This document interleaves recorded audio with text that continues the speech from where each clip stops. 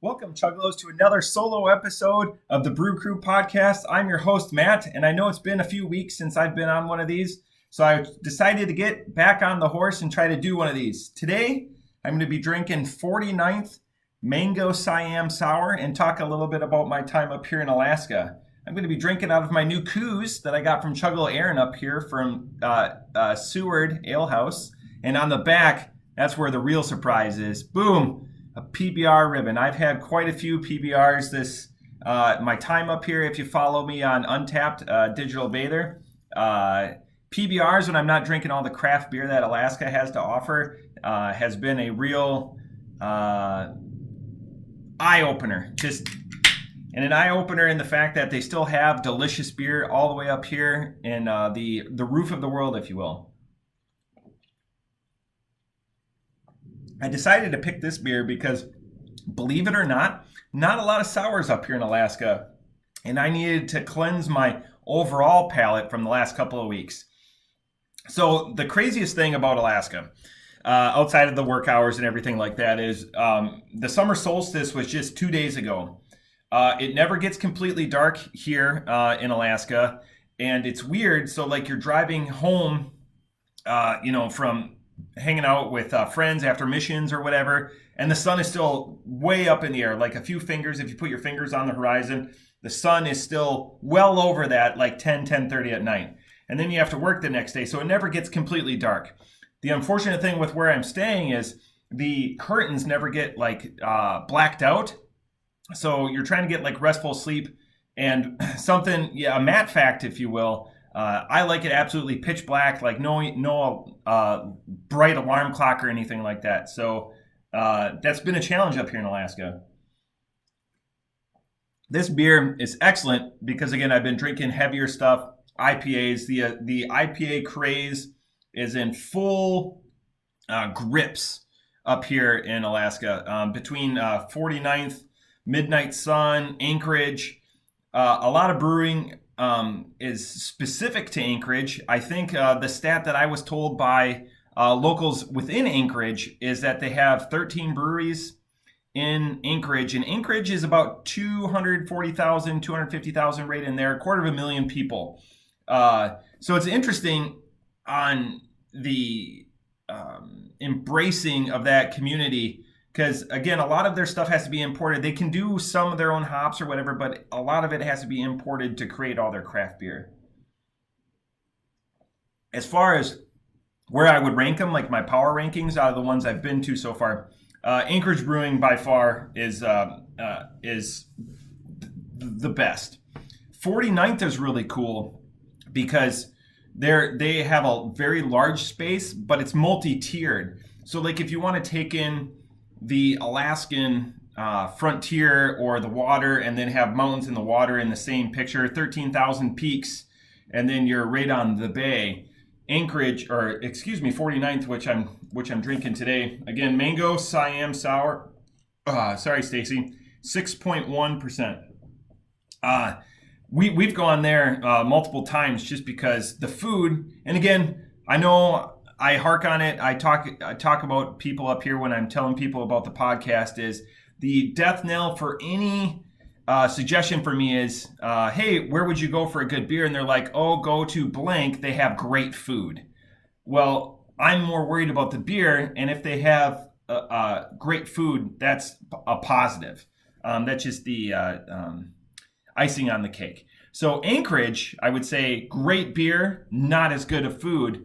49th, great food. Their beer is just a tier down, so I would put like Anchorage at the Toppling Goliath. Like, they don't brew anything bad. 49th has my favorite beer up here that the first week we were up here. It's called Spruce Explosion. It's only a 16 IBU IPA, which is really weird, but a lot of the local ingredient that they put in a lot of their beer is spruce. And it's a really bright, vibrant, almost lemony, more so than pine, which you get with a lot more of like WIPAs down in the continental United States. Unfortunately, I got the 4 cans and bought some for the table after what we had, and we went back there the next week later in the evening, and they were completely out. So then they have a beer called Just the Tip, which is another IPA. I would put that a tier down, but man, I wish I had a couple of cans of Spruce Explosion. I'm in negotiations with Chuggalo Aaron to maybe get a couple of cans so we can do the review on the podcast. But I'm kind of tipping my hand a little bit. The beer is phenomenal, and I'm going to be on the lookout for more spruce beers or spruce infused beers in the lower 48. I think it's going to be a challenge, but it's going to be something I look forward to. So anyways, back to this beer. Again, not a lot of sours up here. Mango isn't in my power play or my top 10 of like fruited sours I'm looking for, but I just appreciate it because I like sours, and I've had like a sour detox the last month. So this is absolutely phenomenal. The one thing I will say about this is the taste doesn't linger on the palate at all. Could be all the talking, bloviating, but you just saw the last drink, and I just have like a tightness or like the sour profile in my mouth, but I don't have the mango anymore, which is both good and bad, because it's good if you want, if it's a bad sour, get it out of your mouth, but if it's a good sour, you want it to, linger almost like a Jolly Rancher, or like a hard candy or something that persists even after it's completely gone.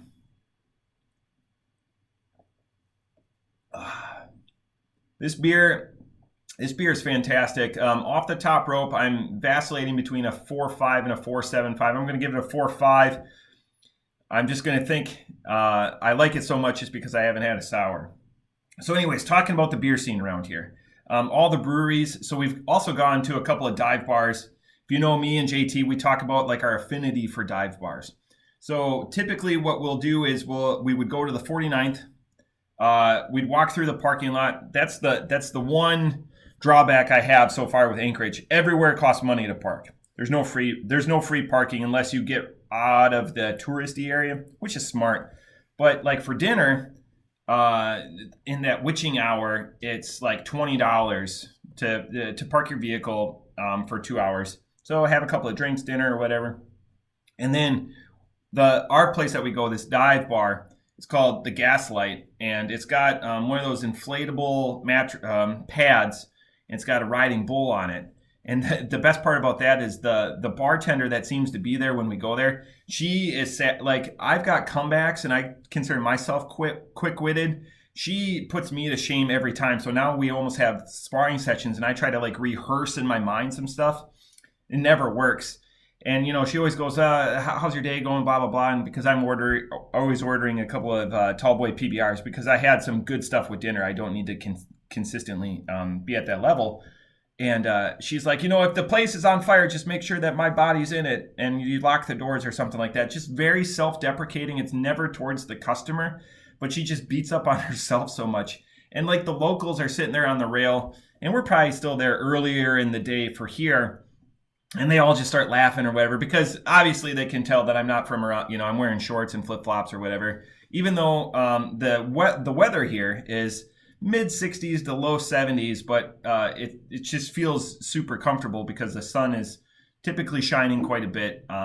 Stranger weather patterns up north of us and through the ranges or whatever, but it's been a really interesting experience. Another state, another place for the Chuggalo Ryan Coos special coming up on that here in the next couple of days, and then I got another Coos. It's interesting too because I carry my Cooses in like my backpack, and talking with people or whatever, and you might have a libation later in the day, and you just like, hey, throw a Coos on that, and they're like, who carries koozies in their backpack? And I go, oh, it's not just in my backpack. Like I'll pull one out of my pants pocket or whatever, because you always got to be prepared. You always got to be able to have a koozie, whether it's going to serve as a coaster if you have a drink, which gets me to a funny story, or you're going to put it on a drink. So we get to 49th Brewing, and we're sitting at the bar. We're waiting for our table up on the upper deck to be ready. And this is my question to you, Chuggalos. Please comment down below if you feel so inclined. What is your etiquette at a bar? Do you let them pour it in a glass? Do you drink it straight from the can? If if it's a draft beer, you have no choice. Some people won't even use coasters. This is something I'm noticing. The reason I bring it up is I typically prefer mine from the can. The only time I will pour it in a glass is typically if it's a new beer, it's like a smoothie sour, and I want to see what color it is. Go back and see a couple of the 450 episodes when JT and I have poured it in a glass.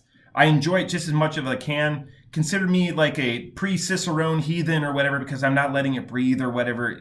I'm not that concerned.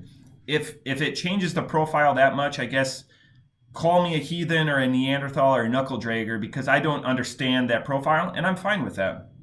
So the bartender gets a glass, and I go, no sir, I'll just take it from the can, take my trusty cooze out, and throw it. And he goes, really?